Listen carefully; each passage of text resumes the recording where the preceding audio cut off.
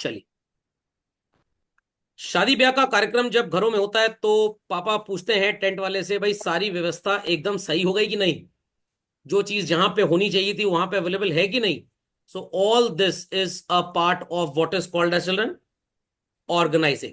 Like when I start the class, आपको content नए नजर आता होगा. इधर it is accountancy revision class, और it is commerce business studies class, और it is macro economics, anything. Sir, ये नया नया कंटेंट आता कहाँ से है? ये content basically time to time बनाया जाता है. वो कंटेंट अगर पहले ही आपको दे दिया जाता तो फायदा नहीं था. जैसे एडवर्टाइजमेंट जब आता है स्टार्टिंग में तो बहुत बड़ा होता है, लोग समझ जाते हैं प्रोडक्ट के बारे में. फिर उसके बाद उतने एडवर्टाइजमेंट बड़े की जरूरत होने की, मतलब उसकी जरूरत, रिक्वायरमेंट है ही नहीं, क्योंकि अब आप जान तो चुके हैं प्रोडक्ट के बारे में. सिर्फ एक रिमेंबरेंस क्रिएट करना है. तो 15 सेकंड का एडवर्टाइजमेंट हो सकता है 6 सेकंड 5 सेकंड में ही खत्म हो जाए. Fundamental logic is clear. तो ऑर्गेनाइजिंग हम इसी चीज को बोलते हैं. तो again everybody should be knowing that organising, जैसे यहाँ पे आई एन जी लग गया तो डूइंग वर्ड हो गया ये. तो एक वर्ब और अ नाउन बच्चों, इट्स अ वर्ब. खोपड़े में बात गई. So organizing is a process of defining and grouping activities of the enterprise and establishing authority relationship among them. जैसे आप देख रहे होंगे आपकी इलाहाबाद में ये कुंभ मेला, माघ मेला, महाकुंभ, कोई भी नाम दे सकते हैं आप इसको, कोई फर्क की बात नहीं है. किसी ने मेरे से पूछा ये कुंभ मेला कब कब लगता है? मैंने कहा 12 साल के बाद लगता है, 6 साल के बाद लगता है, 144 साल में लगता है, और जब इलेक्शन होता है उसके बाद लग जाता है. जब सरकार का मन करे तब कुंभ मेला लग जाएगा. Is that clear? तो अब जब बाढ़ चली जाएगी, मैदानी इलाका जहां पे मेला ऑर्गेनाइज होता है अवेलेबल हो जाएगी प्लेस, तभी सेटअप करेंगे. कुछ लोग कह रहे थे ये लाइट गवर्नमेंट ने 1 ही 2 महीने पहले लगाई, ये 5 साल पहले लगा देनी चाहिए थी. अब इलाहाबाद के लोग किस तरह के हैं? मेरा भारत महान, 100 में 97 98 99 चोर और बेईमान. सिर्फ एक ही ईमानदार इंसान बचा है, आधा मैं और आधे आप. मैं मतलब मेरा परिवार, मेरे जानने वाले लोग, आप मतलब आपका परिवार, आपके जानने वाले लोग. तो वो जो लाइट वगैरह रखी है ना, दिवाली से पहले लगाते हैं तो लोग लंगड़ मार के अपने घर ले जाते हैं कि भाई 2 दिन दीपावली हो जाए फिर हम अपने घर से लाके उतार के लगा देंगे यहाँ पे. तो should government be doing all this arrangement and all 10 years ago? Not at all. तो भाई जब जरूरत पड़ेगी तभी हम सारी व्यवस्थाएं और बढ़िया कर देंगे. भीड़ इतनी ज्यादा होने वाली है 13 14 पर, ये जनवरी को गवर्नमेंट को लग रहा है 10 20 करोड़ लोग आ जाएंगे. तो उस दिन पब्लिक हॉलीडे डिक्लेयर कर दिया इन्होंने. ऐसा सोचा है, होगा कि नहीं होगा भगवान जाने.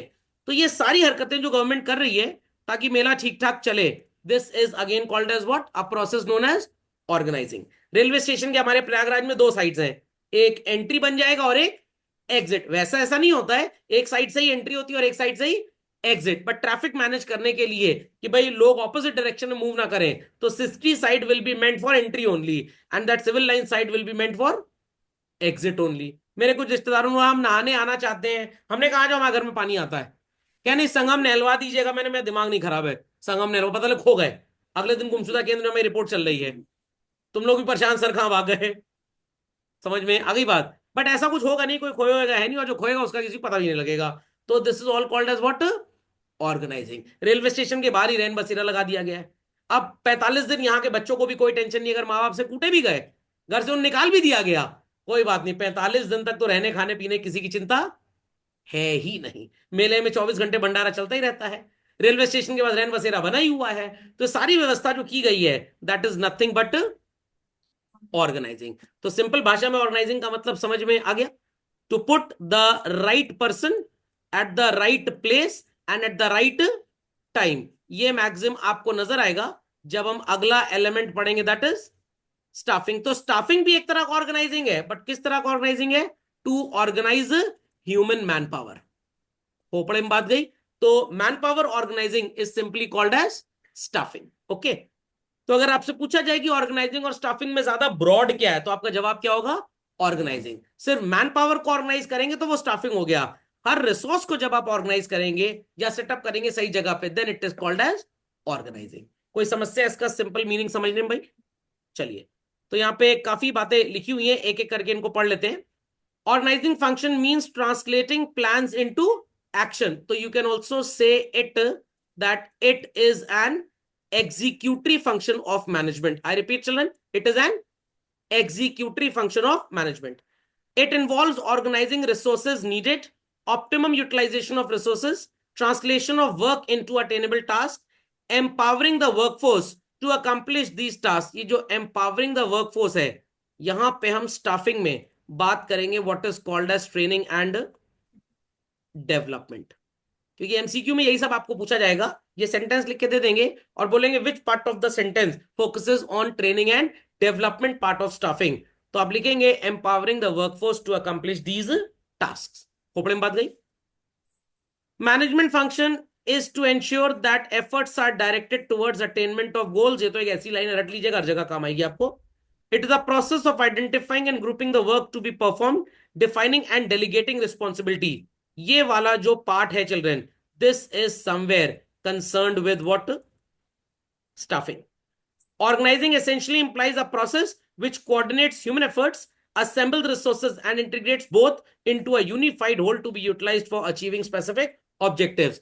तो भाई मेरा काम है as a teacher, study material time पे अवेलेबल हो हर बच्चे के पास, और जब उसकी जरूरत हो वो आपको मिल जाए, और मैं उसको क्लास में अगर स्क्रीन पे यूज कर रहा हूं तो आपको भी उसको इस्तेमाल करने की, या जो मैं कंटेंट में लिख रहा हूं आप भी उसको लिखिए, ताकि एट ऑल टाइम जिस पर्पस के लिए हम क्लास कर रहे हैं वो पर्पस अचीव हो जाए। समझ में आ गया? घर में गेस्ट आते हैं तो जो यूटेंसिल्स होते हैं, do we keep them permanently in the kitchen only?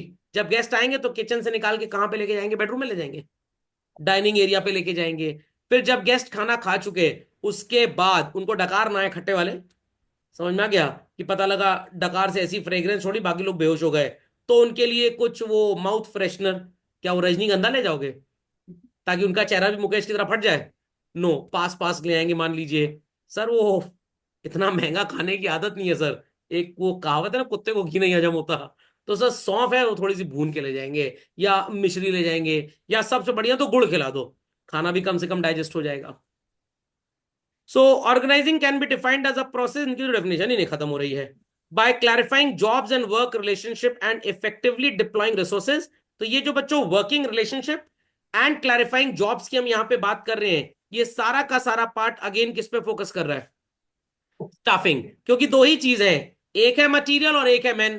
तो भाई जो इंसान मटेरियल यूज करेगा, अगर आपने मटेरियल की टाइम पे अवेलेबिलिटी नहीं करवाई तो क्या वो पर्सन उसको ठीक से यूज कर पाएगा, एक्सप्लॉइट कर पाएगा? बिल्कुल भी नहीं। Organising is a process by which the manager brings order out of chaos. Chaos जानते हैं? हाँ सर, चाय मिलती है सर, उसका ब्रांड है चायोस। अरे वो चायोस CHAYOS है, ये चायोस नहीं है, इट इज केओस। केओस मतलब डिस्टर्बेंस एंड कंफ्यूजन जहां पे चल रहा है। अगर आपने ठीक से चीजों को रखा है तो कभी भी आपको इनडिसिप्लिन नजर फैक्ट्री में, ऑफिस में नहीं आएगा। एम्प्लॉय को पता ही नहीं, वर्कर को, कि मेरे को सवेरे मटेरियल कहां से मिलेगा, टूल्स कहां से मिलेंगे, क्या फैक्ट्री में प्रोडक्शन टाइम पे स्टार्ट होगा? Not at all. Removes conflict among people over work. ध्यान से सुनिएगा बच्चों, आपने फ्योल चाचू के कुछ प्रिंसिपल्स पढ़े थे और उसमें एक प्रिंसिपल पढ़ा था डिसिप्लिन का, याद आया? तो this part where it says removes conflict among people over work और responsibility and creates an environment for team work, it is focusing which principle of management? Discipline. याद रहेंगी ये सब बातें? तो एग्जाम में ऐसे ही पैराग्राफ के कुछ कंटेंट लिख के आएंगे और पूछा जाएगा which principle is being talked about here, तो आपका जवाब क्या होगा? क्या होगा भाई? डिसिप्लिन। कहीं पे भी ऑर्गेनाइजेशन में, ऑर्गेनाइजिंग में फेयर रेम्यूनरेशन नजर आया? Fair remuneration no.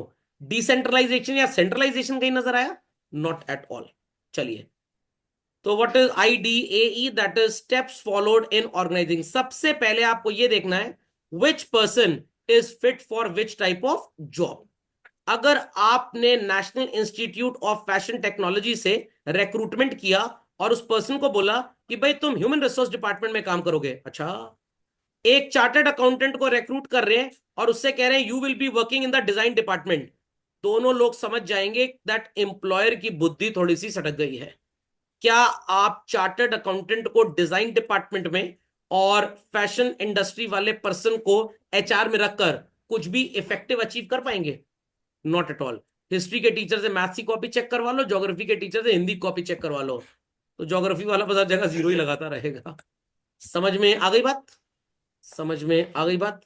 चलिए, गुड मॉर्निंग बोल देते हैं भाई, तनिष जी सो गए पूरी तरह से, कोई बात नहीं, सोने दीजिए, एग्जाम में भी इनको सोना पड़ेगा, तो सोने की प्रैक्टिस होनी चाहिए कम से कम क्लास में, तो दे वुड से कि हमने प्रैक्टिस की हुई, हमको कोई टेंशन की बात नहीं है।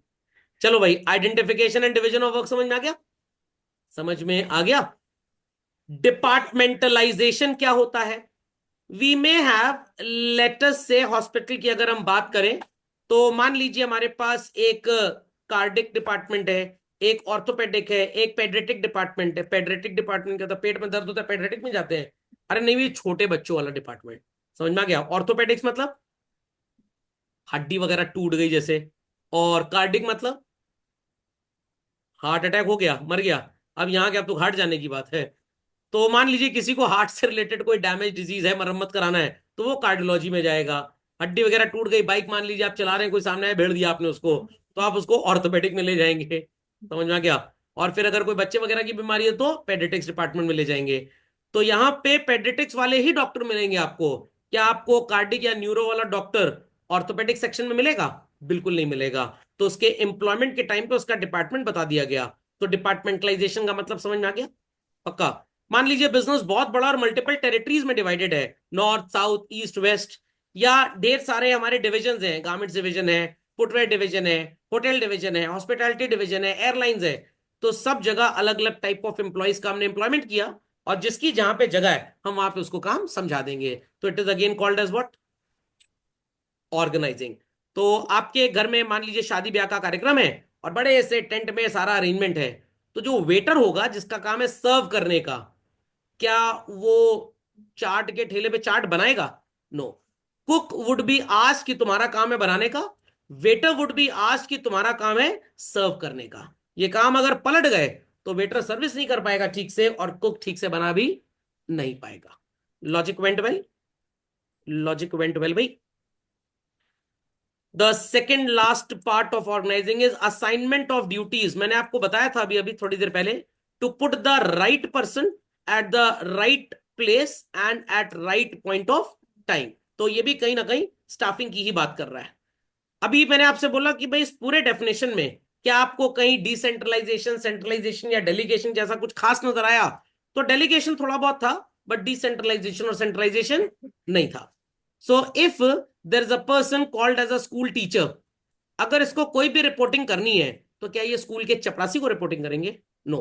क्या स्कूल के अकाउंट्स डिपार्टमेंट को रिपोर्टिंग करेंगे? नो। इनकी रिपोर्टिंग होगी to the coordinator, to the vice principal and then to the principal. If principal has to report a matter, क्या वाइस प्रिंसिपल से रिपोर्ट करेंगे? To the managing body of the institution. Are people understanding what I am saying? तो कौन सा superior किससे खबर लेगा? Which subordinate is going to report to which type of senior? It is also a part of children what?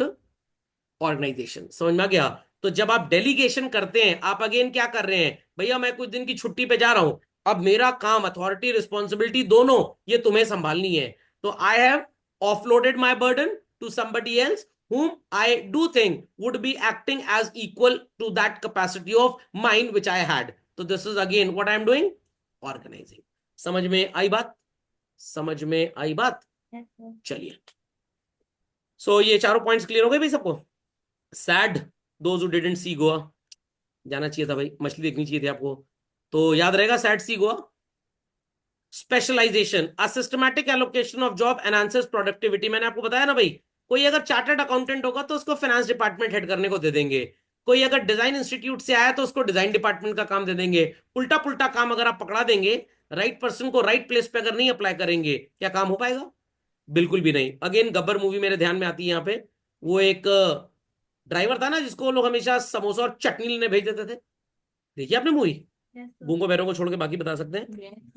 Very good, excellent. जहां थोड़ा सा चिकोटी काटो आवाज आने लग जाती है, तो गूंगे बहरे छोड़ के बाकी बता सकते हैं। उस मूवी में उसके पास प्लान था, बट उसको बोलने की परमिशन नहीं थी। तो क्या ऑर्गेनाइजिंग ठीक थी उनकी?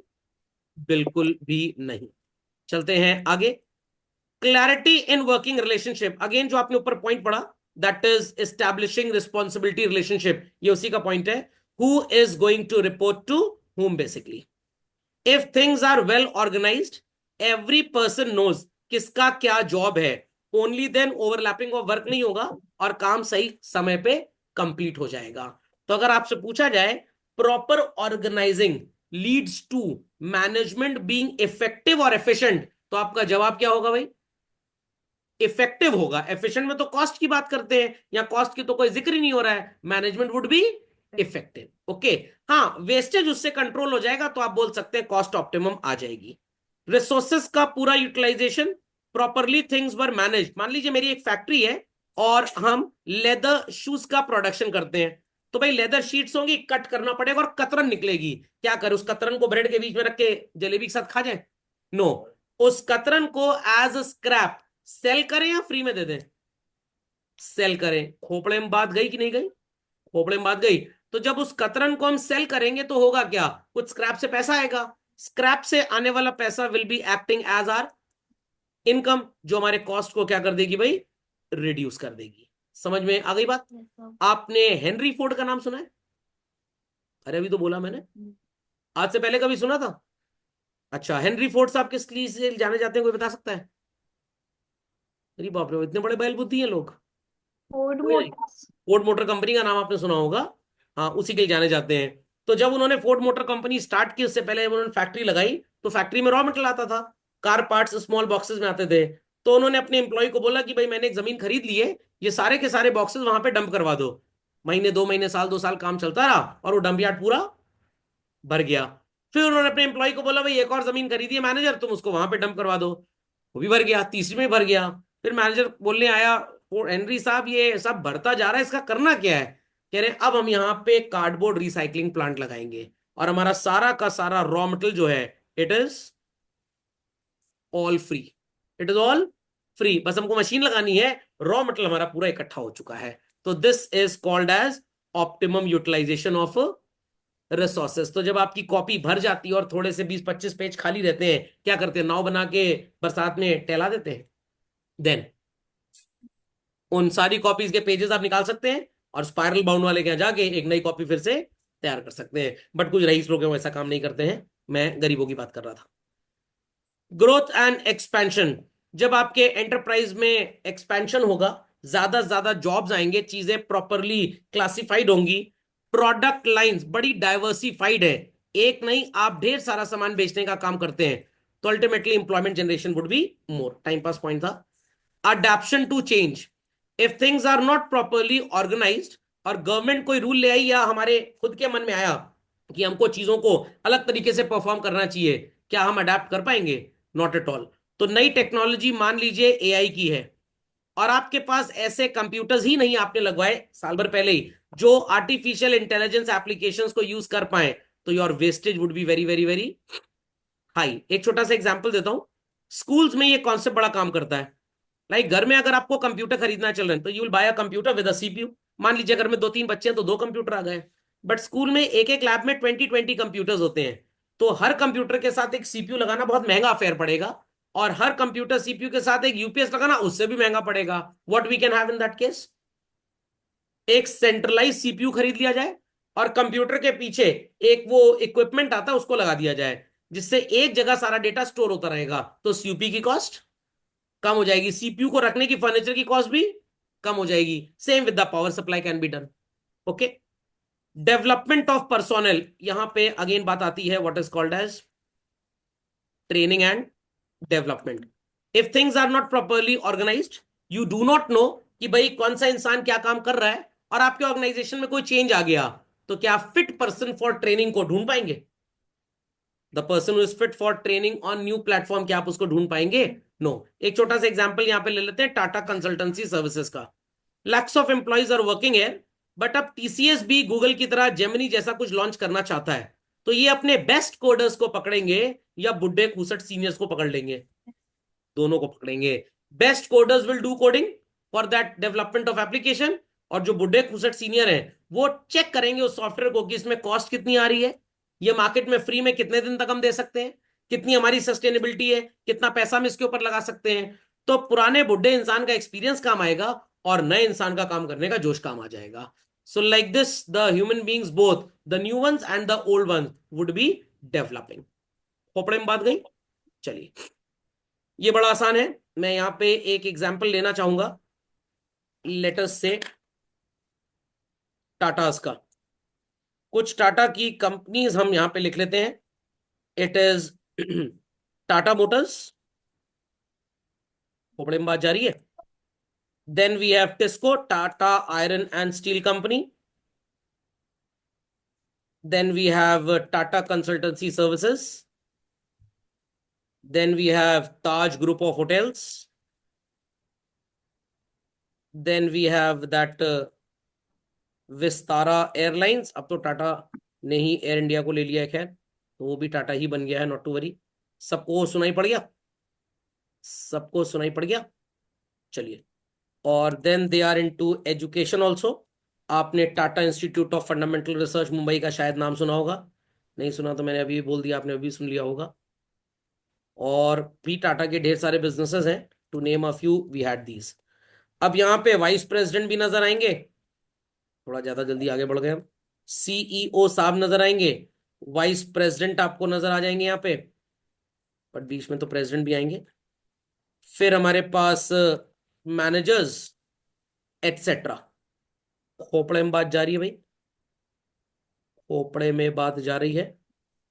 और ये लोग आपको बेसिकली हर इंस्टीट्यूशन में नजर आएंगे, टिस्को में भी नजर आएंगे, टीसीएस में भी नजर आएंगे, विस्तारा एयरलाइंस में भी नजर आएंगे। Tata institute of fundamental research में सीईओ नहीं नजर आएगा आपको, मान लीजिए प्रिंसिपल नजर आ जाएंगे instead of president, vice principal नजर आ जाएंगे आपको, देन प्रोफेसर्स नजर आ जाएंगे, देयर आफ्टर एसोसिएट प्रोफेसर्स नजर आ जाएंगे, और काफी ढेर सारे इंप्लॉइज इस तरह के आपको यहां पे नजर आते रहेंगे। यहां तक समझने में किसी को कोई क्वेरी भाई? Anybody having any query in understanding this? समझ में आ गया? Yes sir. समझ में आ गया भाई, चलिए। तो यू कैन पुट देम। तो यहाँ पे जो Tata motors, TISCO, TCS, Taj और विस्तारा की मैंने बात की ना बच्चों, this is called as organisation structure. और इसके बाद जो मैंने सीईओ, वाइस प्रेसिडेंट, इन सब की बात की, this is also called as organisation structure. ये काम करने वाले लोग हैं, तो it is called as what? Functional. और ये काम करने वाली प्लेसेस हैं, it is called as what? Divisional. समझ में आ गया? जैसे बोलते हैं ना Prayagraj division, Lucknow division, is that clear?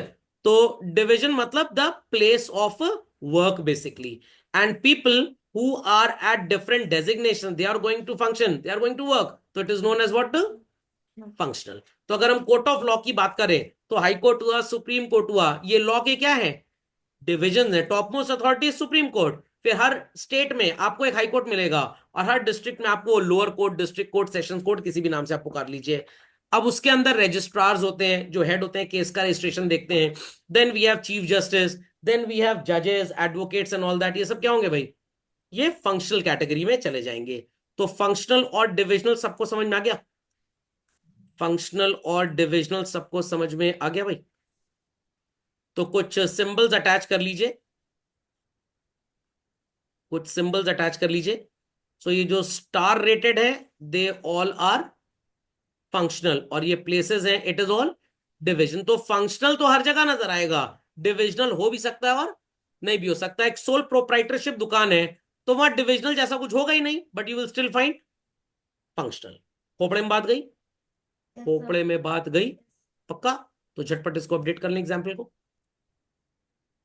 I hope so the definition is well clear to everybody. So organization structure of a firm is shown. यहाँ पे बच्चों firm का मतलब practically एक joint stock company है। Span of management refers to the number of subordinates that can be effectively managed by a superior. कानून में जिस शब्द को jurisdiction बोलते हैं, area of operation अंग्रेजी में जिसको बोलते हैं, management में we call it as span of management. Is that clear? तो जितना बड़ा बिजनेस होगा, जितनी ज्यादा एक्टिविटीज होंगी, स्पैन ऑफ मैनेजमेंट उतना ज्यादा। मान लीजिए किसी स्कूल की इंडिया में 200 ब्रांचेस हैं, तो span of management is much more. और किसी स्कूल की एक ब्रांच है तो span of management is lesser. समझे बात को? समझ गए बात को भाई? चलिए।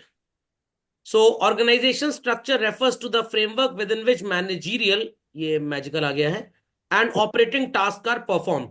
तो आपको मैनेजिंग डायरेक्टर नजर आ रहा है फुटवेयर में भी, एज वेल एज, सॉरी सबसे ऊपर मैनेजिंग डायरेक्टर है, then we have footwear and garments. तो जो फुटवेयर और गारमेंट्स से चल रहे हैं, ये हो गया कौन सा स्ट्रक्चर? डिविजनल। इसके नीचे human resource, finance, marketing, production, और इसके नीचे भी human resource, marketing, finance and production. ये सब क्या हो जाएगा? क्या हो जाएगा? फंक्शनल। समझ में आ गई बात? तो मार्क कर लीजिए। तो सबको समझ में आ गया भाई ऑर्गेनाइजेशन स्ट्रक्चर में डिविजनल क्या होता है और फंक्शनल क्या होता है? चलो। यस तो sir. Specifies the relationship between people, work and resource, allow us coordination. सब टाइम पास लिखा हुआ है तो पढ़ लिया आपने। सो फंक्शनल स्ट्रक्चर समझ लीजिए भाई, मैनेजिंग डायरेक्टर के नीचे ह्यूमन रिसोर्स डिपार्टमेंट है, मार्केटिंग है, फाइनेंस है और प्रोडक्शन है। It is all called as what? Functional, काम करने वाले लोग। तो high court, supreme court, lower court, ये ऑर्गेनाइजेशनल हो गया। जजेस ऑफ द डिफरेंट कोर्ट्स और एडवोकेट्स और बाकी जो ऑफिसर्स है, दे आर फंक्शनल। समझ में आ गया? चलिए चलते हैं आगे।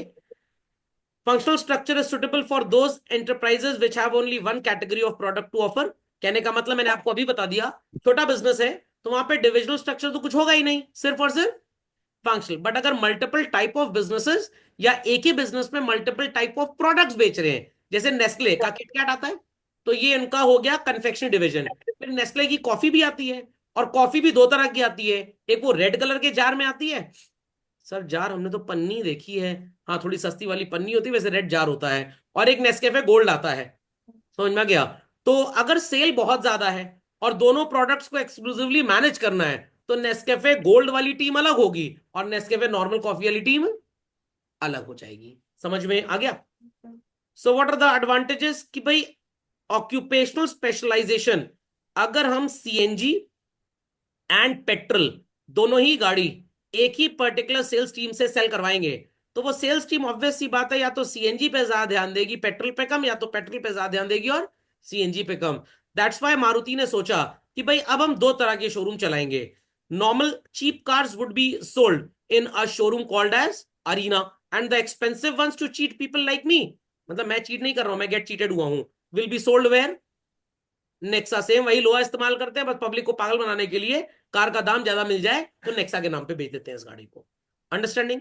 निसान के केस में the most expensive ones are sold in the name of Nissan. थोड़ी सस्ती वाली जो है they are sold in the name of Renault. और हाथ से मार दीजिए मुक्का और घूसा, ये जो डैटसन है डस्टबिन बन जाएगी। तो ये कंपनीज अलग अलग काम करती हैं। वैसे ही ऑक्यूपेशन के साथ भी है। If one person is given multiple task कि तुम फाइनेंस का भी काम संभाल लो और प्रोडक्शन का काम संभाल लो, क्या प्रैक्टिकली पॉसिबल है कि वो काम संभाल ले? हो सकता है बहुत एक्सपीरियंस हो तो हम उसे हेड की पोजीशन दे दें, बट रियलिटी में पॉसिबल नहीं है। हाँ, हमारे प्रधानमंत्री और चीफ मिनिस्टर में ये आदत होती है, 15-15 डिपार्टमेंट अपने साथ रख के बैठे हुए हैं। Is that clear? बाकी नेताओं को, किसी को रेलवेज दे दिया, किसी को पेट्रोलियम दे दिया, किसी को रेवेन्यू डिपार्टमेंट दे दिया, किसी को लेटस से टैक्स दे दिया। आता जाता कुछ नहीं है, बट टैक्सेशन डिपार्टमेंट के एमपी बने हुए हैं, फाइनेंस मिनिस्ट्री के। Okay, so this promotes efficiency in utilisation of man power. और आप टीचर के साथ भी कुछ ऐसा ही बोल सकते हैं, क्या प्रैक्टिकली पॉसिबल है कि क्लास 1 में एक टीचर मैथ्स और साइंस दोनों पढ़ा ले? हाँ पॉसिबल है भाई, क्लास 1 की बात हो रही है। बट इंजीनियरिंग कॉलेज में मैथ्स के 4 सब्जेक्ट हैं, क्या एक टीचर के लिए पॉसिबल है पूरा मैथ्स और फिजिक्स एक साथ लपेट लें? बिल्कुल भी पॉसिबल है ही नहीं। Is that understood? Is that understood भाई? Promotes control and coordination with in department because of similarity in the task being perform. अब मार्केटिंग डिपार्टमेंट की अगर हम बात करें, बहुत बड़ा डिपार्टमेंट है भाई ये तो। अब मार्केटिंग डिपार्टमेंट में भाई एडवर्टाइजिंग देखने वाले कुछ लोग होंगे, सेल्स देखने वाले कुछ लोग होंगे, प्रोडक्ट का डिस्पैच कैसे होना है उसके लिए कुछ लोग होंगे। बट एक ही पर्सन को जब आप मल्टीपल वर्क्स दे देंगे, तो कोई ना कोई काम तो हिंडर अप करेगा ही करेगा। Increases the efficiency of the employ. Cost कैसे कम होगी? क्योंकि आपका जो एफर्ट है वो डुप्लीकेट नहीं होगा। अभी जैसे मैं आपको एक आप बीता एग्जांपल दे रहा हूं। Yesterday a student sent me a pic, sir मेरे को ये वाला मटेरियल नहीं मिला है। तो मैं एकदम अचंभे में आ गया, मैंने कि तो किसी को नहीं मिला है और तुमको फोटो कहां से मिल गई? कह रहा नहीं सर बाकी बच्चों को मिल चुका है। फिर मैंने देखा तो लगभग 25-30 कॉपी वो सेकेंड टाइम फिर से जेरोक्स होके आ गई। तो प्रॉब्लम किस एरिया में थी मेरे पास? Functional structure. अगर मटेरियल डिस्पैच एंड डिलीवरी के लिए कोई पर्सन हायर्ड होता, तो क्या ये वेस्टेज होती? बिल्कुल ना होती। तो एक ही मटेरियल कितनी बार जेरोक्स हो गया? 2 बार। एक बार नवंबर में हुआ था, एक बार जनवरी में फिर से जेरोक्स हो गया। चिल्लाया मैं भर भर के जेरोक्स वेंडर के ऊपर, कह रहे सर मेरी क्या गलती, मैंने तो आपसे पूछा इसका फोटो स्टार्ट करना है, आपने कहा मारो दन्ने से, मैंने भी भन्ने से मार दिया। तो मैंने कहा कोई बात नहीं, 2-4 बच्चे तो उनको मटेरियल मिला नहीं था, उनको दे दिया। फिर मैंने सोचा भी आईसी वाले स्टूडेंट उनके तो जेरोक्स कराना ही था, उनको भी दे दिया। बट उसके बावजूद भी 16-17 कॉपी एक्स्ट्रा हो गई है। अब ये सोच रहा हूँ 11वीं वालों को दे दूं, जो बच्चे रेगुलर हैं साल में, उनको गिफ्ट एक तरह का। तो अगले साल जब स्टार्टिंग से पढ़ना स्टार्ट करेंगे तो टेक्स्ट उनके पास पहले से रहेगा। भजिया पकौड़ी वाले को देने से कोई फायदा है नहीं, वो भजिया ही बेचता रहेगा उसके ऊपर। तो ये बात समझ में आ गई? बात समझ में आ गई? ऐसे ही हॉस्पिटल्स में होता है, अगर एक पर्टिकुलर नर्स की शिफ्ट चेंज हुई और दूसरी आई, और उस नर्स ने नोट डाउन नहीं किया किस पेशेंट को कौन सा इंजेक्शन ठोक दिया गया है, तो पता लगा एक नर्स ने पहले इंजेक्शन ठोका, दूसरे फिर वही ठोकना चालू कर दी। और ऐसा हो भी चुका है मेरे फ्रेंड के साथ। कोविड में भाई साहब अस्पताल में जमा थे, अरे जमा थे मतलब एडमिट थे, भर्ती थे। तो एक नर्स ने इंजेक्शन लगाया, तो उसने पूछा, दो लोग को लगा चुकी थी, उसका तीसरा नंबर था। तो he was in conscious sense and आज, ये क्या मैडम? सर वो इंजेक्शन है। अरे ये तो अभी लग चुका है, आधे घंटे पहले। अच्छा लग चुका है क्या? हमको नहीं पता था। और दो लोग को रिपीट डोज लग चुकी थी।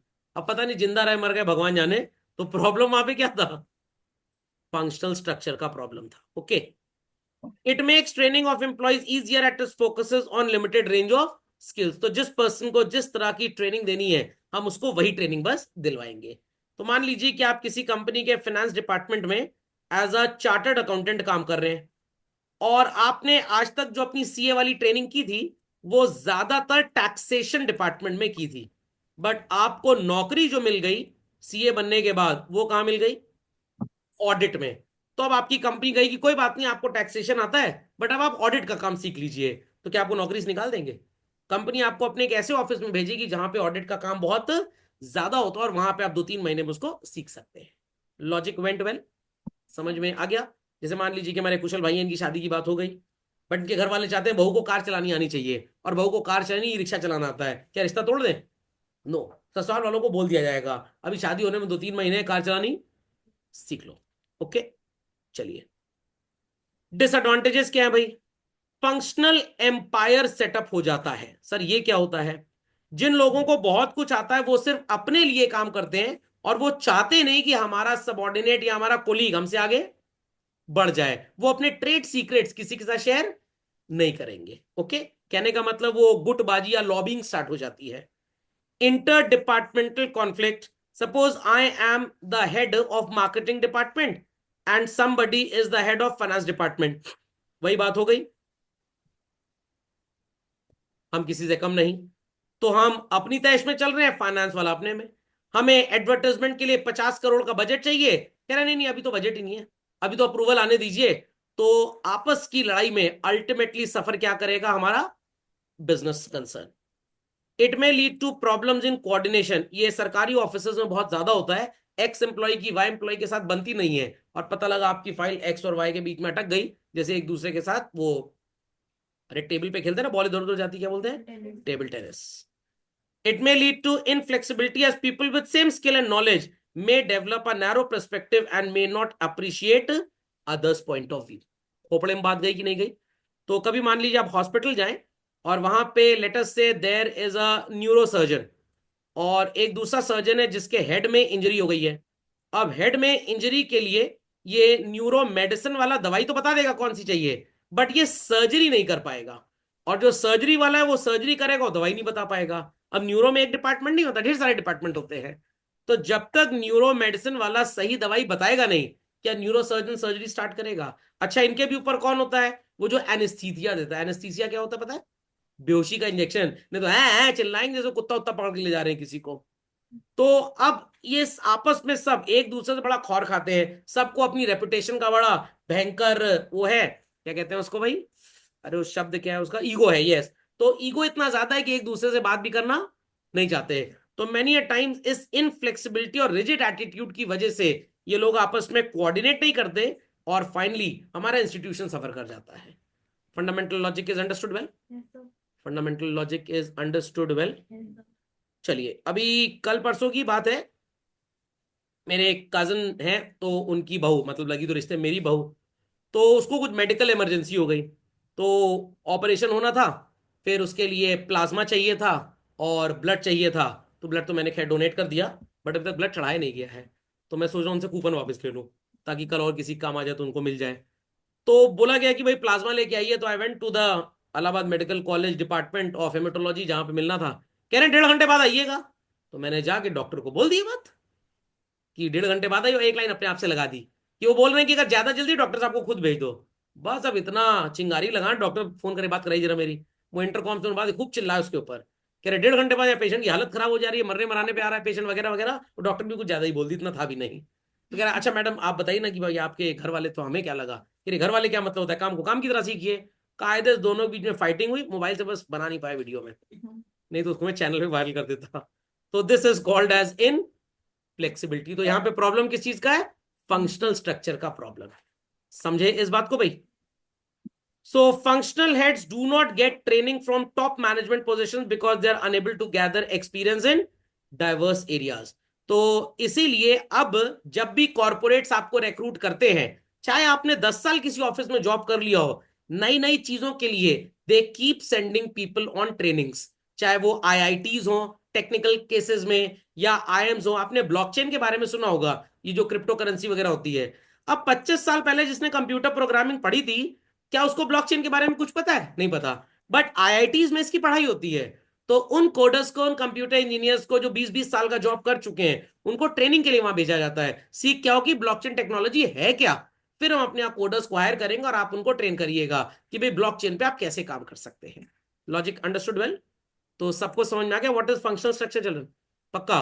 तो फंक्शनल आपको हर जगह मिलेगा, चुरमुरे की दुकान और चाट की दुकान पे मिल जाएगा। नहीं सर, चाट की दुकान पे डिविजनल होता है। कैसे सर? फुल्की डिपार्टमेंट, टिक्की डिपार्टमेंट, समझ में आ गया? फिर वो दही बड़ा डिपार्टमेंट। अरे भाई चाट का कोई इतना बड़ा ठेला नहीं है, तो you will not have divisional structure practically. But एक चाट वाला है, वो एक जगह चाट की दुकान खोल के बैठा है, एक चौराहे पे डोसे की दुकान खोल के बैठ गया, कहीं पे वो साउथ इंडियन के साथ साथ लेट अस से चाइनीज की दुकान भी खोल के बैठ गया, तो it is what? Divisional. Chinese food वाले को चाइना से ले आया, साउथ इंडिया वाले को इल्ले पो करते हुए साउथ इंडिया से उठा के ले आया, एक कचौड़ी की भी दुकान खोल लिया। रचित गौड़ को बहुत हंसी आ रही, इसको कचौड़ी का आटा गूंदने के लिए रख लेंगे वहां पे, और लोग सोए ना तो उनको पैकिंग डिपार्टमेंट में डाल दिया जाएगा। तो this is all called as what? Functional. And different type of businesses are what children? Divisional. समझ में आ गया? सो सेपरेट बिजनेस यूनिट्स, अलग अलग डिविजन तो हमने क्रिएट कर दिए, बट अगेन किस तरह के डिविजन होंगे याद रखिएगा। डिवीजन बेस्ड ऑन प्लेस भी हो सकता है, नॉर्दर्न डिवीजन, सदर्न डिवीजन। हम इंडियन रेलवेज का एग्जांपल ले लेते हैं बच्चों। Indian railway is divided into many parts. क्या हो गया भाई? हाँ चलिए, थोड़ी देर के लिए सो गया, ठंड लग गई इसको। चलिए, उत्तर प्रदेश में जो लोग रहते हैं उन्होंने ट्रेन के डिब्बों के ऊपर एनसीआर लिखा हुआ देखा होगा। तो ये एनसीआर का मतलब क्या होता है पता है? Northern central railway. ऐसे ही जब आप टुवर्ड्स गुजरात साइड जाएंगे तो आपको क्या लिखा हुआ नजर आएगा? Western railway. Madhya Pradesh towards Mumbai Maharashtra side जाइए तो आपको क्या लिखा हुआ नजर आएगा? Central railway. और वो चेन्नई कभी आप जाएंगे तो वहां पे आपको क्या नजर आएगा? Southern railway. सर इतना डिवीजन क्यों किया है? तो भारत सरकार का भाई इतना बड़ा डिपार्टमेंट है, इतना बड़ा डिपार्टमेंट है। आप बोल सकते हैं एशिया का लार्जेस्ट इंप्लॉयर है इंडियन रेलवेज। शायद आपको ये बात नहीं पता होगी, बट मैंने बता दी तो पता लग गई। तो इसको सही से मैनेज करने के लिए एक पर्टिकुलर जगह पे बैठ के मैनेज करना मुश्किल ही नहीं, नामुमकिन है। तो भाई सदर्न डिपार्टमेंट अलग कर दिया, ईस्टर्न अलग कर दिया, नॉर्थ सेंट्रल, तो 9 जोन्स हैं प्रैक्टिकली। एक बार गूगल कर लीजिएगा। सबके अपने अपने डिविजनल रेलवे मैजिस्ट्रेट होते हैं, सबका अपना ट्रैफिक सिस्टम डिफरेंट होता है। Are people understanding? 200 किलोमीटर की यात्रा अगर आप नॉर्दर्न रेलवे पे करते हैं, हो सकता है टिकट का प्राइस ज्यादा हो ड्यू टू दैट टेरेन। हाँ सर चढ़ाई है ज्यादा सर। और हो सकता है सेंट्रल रेलवे में टिकट प्राइसेस थोड़े कम हो। ये भी हो सकता है सेंट्रल रेलवे की ट्रेन में चाय आपको 10 रुपीज की मिले और नॉर्दर्न में सिर्फ, नहीं 5 नहीं 12 रुपए की, और दार्जिलिंग साइड 2 ही रुपए की चाय मिल जाए। तो ये कुछ भी हो सकता है, आपस में जोन के प्राइसिंग को लेकर सब डिफरेंट रहता है। Are people getting what I am saying? But certain things are same. जैसे रेलवे का रिजर्वेशन, अगर वो 60 डेज एडवांस पीरियड है तो पूरे इंडिया में 60 डेज ही चलेगा। ओके। तो हर रेलवे स्टेशन पे आपको मिलेगा ट्रैफिक मैनेजमेंट डिपार्टमेंट, हर रेलवे स्टेशन पे आपको टिकट कलेक्टर्स मिलेंगे, हर रेलवे स्टेशन पे चीफ टिकटिंग ऑफिसर मिलेगा, हर जोन में आपको डिविजनल रेलवे मैजिस्ट्रेट मिलेगा। तो this is all called as what? Functional. अब रेलवे का नॉर्थ सेंट्रल डिवीजन अलग, सेंट्रल अलग, सदर्न अलग, सब अलग अलग है, तो it is called as what children? Divisional structure. Any doubts? Many doubts on this? समझ में आ गई बात भाई? पक्का? तो मान लीजिए कंपनी है, they have footwear business and garments business, ये दो अलग अलग प्रकार के बिजनेसेस हैं। और अगर फुटवेयर में भी बहुत वैरायटी है, kids, then male, gents, female and all that, इतना स्टॉक है, इतनी वैरायटी है, इन्होंने स्टोर अलग अलग खोले हुए हैं। जैसे हमारे प्रयागराज सिटी में एक पुराना बिजनेस हुआ करता था मदन हुजरी नाम से, मतलब जब हम शायद बच्चे थे तब से चल रहा है, तो मेरे फ्रेंड का ही है, ये वीडियो उसको भेज दूंगा, खुश हो जाएगा। तो रिसेंटली उन्होंने 1998 में मदन कलेक्शन के नाम से एक दुकान खोल ली। जेंट्स, लेडीज, किड्स, बच्चा, बुढ़ा, खूसट, सबका कपड़ा यहाँ मिलता था। अब सोचा कि भाई बिजनेस थोड़ा और बड़ा किया जाए, परिवार भी बढ़ रहा था, हैंड्स भी और आ गए और एक्सक्लूसिविटी आई जाए। तो फिर मेंस, मदन मेंस नाम से एक शॉप खोल दी, सिर्फ यहाँ पे आदमियों के कपड़े मिलने लग गए। फिर एक मदन विमेन खोल दिया, ओनली लेडीज के लिए। एक मदन किड्स खोल दिया, चवन्नी अठन्नी, मतलब बच्चों के लिए। तो एक्सक्लूसिव रेंज, एक जगह सब कुछ बेचेंगे तो मैनेज करना बड़ा मुश्किल है, आपको 20 तरह का स्टाफ रखना पड़ेगा। तो मदन किड्स में सिर्फ वो स्टाफ जो बच्चों के कपड़ों के ऊपर स्पेशलाइज करता हो, मदन मैन में सिर्फ वो स्टाफ जो जेंट्स के लिए स्पेशलाइज करता हो। तो अगेन यहां पे बिजनेस तो गारमेंट्स का है, बट उसमें भी डिविजन्स ढेर सारे हो गए। Is that clear? तो डिवीजन का मतलब कभी भी कंफ्यूज होके ये मत समझिएगा कि अगर मेरा फुटवेयर का बिजनेस है तो एक डिवीजन। नो, फुटवेयर में भी there could be 5 divisions. Are people understanding और नॉट? हॉस्पिटल एक तरह की संस्था है जहां पे लोगों का इलाज होता है, बट उसमें cardiology department is different, orthopaedic different है, क्योंकि उसमें स्पेशलाइजेशन बहुत ज्यादा है। तो again that is also called as what children? Divisional. But normal surgeon के पास आप जाइए बुखार की दवाई लेने, डॉक्टर साहब इनको कैंसर हो गया है, दवाई दे दीजिए। अरे डॉक्टर कहेगा भैया मैं नॉर्मल खांसी जुकाम, अरे हमारा पूरा परिवार आपकी दवाई ठीक हुआ है, हो जाएगा, कैंसर दे, वैसे भी चौथी स्टेज मरने वाला है, क्या इसके ऊपर खर्चा करें मेदांता ले जाके इसके ऊपर। तो भाई वो नॉर्मल डॉक्टर फिजिशियन है, खांसी जुकाम पेट दर्द की दवाई दे पाएगा, क्या कैंसर का इलाज कर पाएगा? बिल्कुल भी नहीं कर पाएगा। समझ में आ गई बात सबको? तो ये कंफ्यूजन तो नहीं होगा। फुटवेयर में also have further divisions, you cannot say footwear और गारमेंट्स एक ही डिविजन हो गया। Logic understood well? Logic understood well भाई? चलिए, so divisional structure I hope so clear हो गया उसका। तो चलते हैं आगे। तो यहाँ पे कुछ खास है नहीं, परेशान मत होइएगा। तो ये फुटवेयर गारमेंट्स ये डिवीजन था, बाकी इसके नीचे काम करने वाला सब क्या माना जाएगा? फंक्शनल। तो इसके एडवांटेजेस पढ़ लेते हैं। अगर आपके बिजनेस में मल्टीपल टाइप ऑफ प्रोडक्ट्स है जिसमें आप डील करते हैं, you need to have divisional structure. नहीं तो एक इंसान या तो जूते के बारे में क्वालिटी बताएगा या तो चप्पल के बारे में, उससे या तो जूते की सेल बढ़ेगी या तो चप्पल की सेल बढ़ेगी, सबकी सेल नहीं बढ़ेगी। कभी रिलायंस फुटप्रिंट जाइएगा, वहां पे लेडीज सेक्शन भी है चप्पल जूतों का और जेंट्स सेक्शन भी है। पता लगा आपने किसी से पूछा भाई ये चप्पल के बारे में कुछ बताओ, रुक जाइए सर मैं दूसरे को बुला के लाता हूं, मतलब वो इंसान उसकी क्वालिटी वगैरह के बारे में कुछ जानता नहीं है। Divisional heads are accountable for profits of their own division.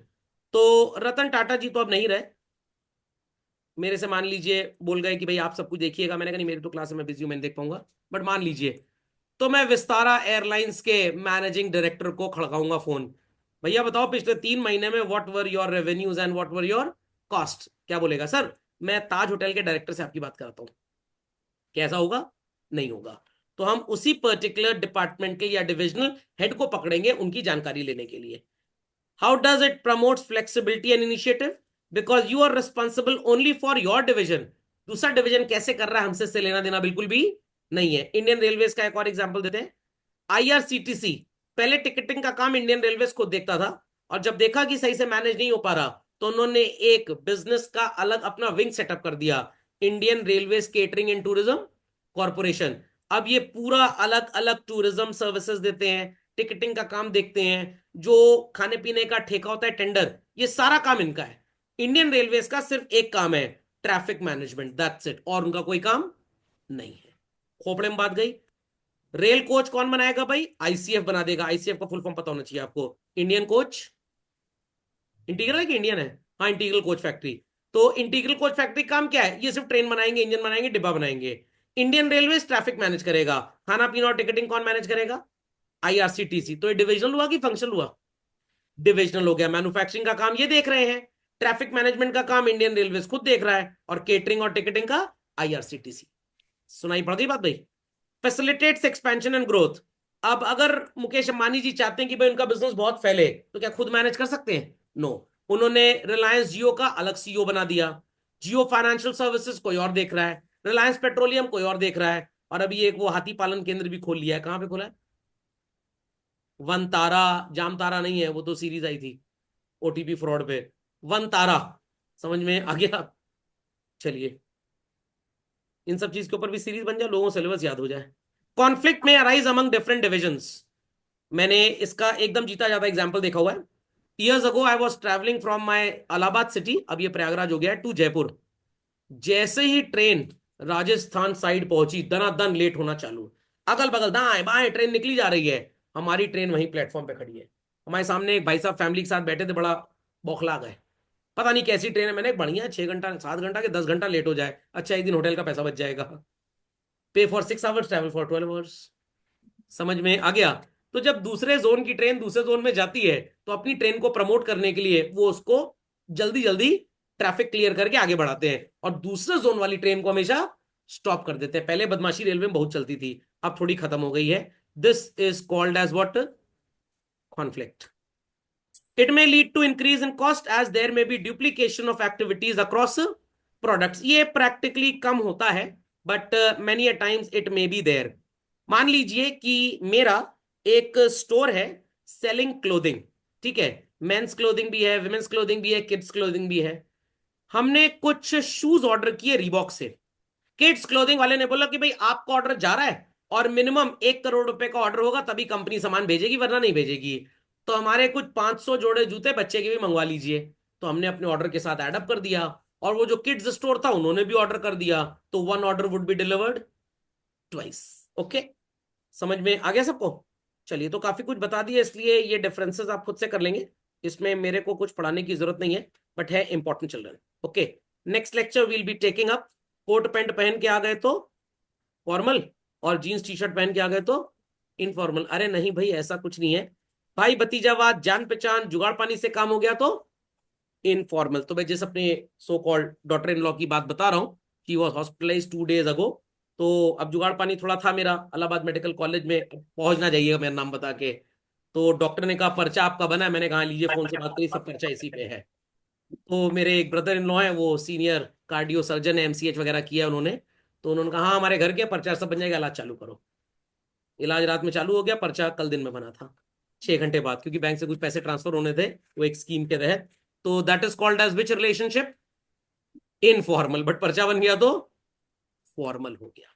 पर्चा 1 रुपए का बनना था वहां पे, तो मैंने कहा चेंज है नहीं, कह रहे भैया जाइए, हमें कोई चेंज की जरूरत भी नहीं है। तो फॉर्मल इनफॉर्मल समझ गए भाई? पक्का? तो आपने मान लीजिए कि अपने स्कूल में एक ईमेल कर दिया कि भाई हम 15 दिन नहीं आ पाएंगे, शादी ब्याह का समारोह है। 15 दिन बाद आप गए, टीचर ने बोला किसकी शादी थी घर में? नहीं नहीं नहीं नहीं नहीं, सड़क पे बारात निकलती है ना, नोट लूटे गए थे हम। तो आपने जो ईमेल किया था इट इज फॉर्मल, और जो नीचतापे की हरकत आपने की, घर वालों का सिर शर्म से झुक गया, इट इज इनफॉर्मल। और मम्मी के हाथ में कमाई रखे, मम्मी लोग 11 रुपए मेरी पहली कमाई। फॉर्मल इनफॉर्मल इज अंडरस्टूड भाई? सबको समझ में आ गया? चलिए, तो मेरे को आपको सिलेबस पढ़ाना, इट इज फॉर्मल, बट मेरे पढ़ाने में काफी ऐसे दलिद्रापे के एग्जाम्पल चले आते हैं, लोग सोचते हैं किस किस तरह के सर एग्जाम्पल देते रहते हैं, तो इट इज इनफॉर्मल। समझ में आ गया? घर में गेस्ट आने वाले हैं, उनको आप पहले कुछ वेलकम ड्रिंक पूछेंगे, सर हम तो ग्लास ही लिख लिया उसमें वेलकम लिख लिया, तो पानी डाल दे, हो गया welcome drink. Formal. Is that clear? खाना पीना गेस्ट खा लेंगे तभी होस्ट खाएंगे, इट इज फॉर्मल। बट बच्चे घर के इतने दलिद्र होते हैं, पहले खुद ठूस लें खाना, चाहे बेचारे गेस्ट को मिले चाहे ना मिले, तो इट इज व्हाट? इनफॉर्मल। समझ में आ गया? गेस्ट जाते जाते वो लिफाफा वगैरह देके जाते हैं। अब आपने कहा आंटी हमारी कल सुबह क्लास है, सर ने थोड़ा जल्दी रखा है, हमारा लिफाफा हमको अभी दे दिया, हम सोने जा रहे हैं, तो इट इज इनफॉर्मल। समझ में आई बात? समझ में आई बात? तो कुंभ मेला लग रहा है प्रयागराज में भाई, सब लोग आए, बिल्कुल आए। तो इसके लिए आपको पास चाहिए होगा, और खास मेले वाले दिन तो पास भी नहीं काम करेगा, सर हम डीएम साहब की गाड़ी के खलासी बन जाएंगे, तब तो हम चले जाएंगे। तो पास से एंट्री हो गई फॉर्मल, चोरी चकारी से गली कूचे में एंट्री कर लिए तो इनफॉर्मल। तो फॉर्मल इनफॉर्मल थोड़ा थोड़ा क्लियर हो गया? प्रॉपर रूल्स एंड रेगुलेशंस जहां पे हैं, सिस्टम बना हुआ है, it is formal. Where rules and regulations are ignored, the task is to get the work done with any type of activity perform, it becomes informal. तो if I am a teacher और मेरे को assignment मिला कि भाई बच्चों का examination paper बनाना, exam लेना और कॉपी चेक करनी है, तो it is my work to be done, it is formal. But if somebody out of the way helps me, cooperates me, coordination नहीं कोऑपरेशन है, इट इज इनफॉर्मलाइजेशन। और यहाँ पे ऑर्गेनाइजेशन का मतलब संस्था दुकान नहीं है, यहाँ ऑर्गेनाइजेशन शब्द का मतलब है रिलेशनशिप, व्हाट? तो it should be formal relationship और इनफॉर्मल। समझ में आ गया? तो मान लीजिए स्कूल के लंच ब्रेक में, रिसेस में, हर टीचर को स्कूल एक एक कप टी या कॉफी प्रोवाइड करता है, तो it is formal. But teacher इतने चवेड़ी टाइप के हैं, दिन भर चाय पीते रहते हैं, ठंडी के मौसम में फील्ड में बैठ के फोटोसिंथेसिस करेंगे, दिन भर चवेड़ी चाय पीते रहेंगे, और चपरासी को 50-100 देके चाय मंगवाते रहते हैं, इट इज इनफॉर्मल। समझ गए कहानी? चलिए, तो आज की सेवाएं इसी के साथ होती हैं समाप्त।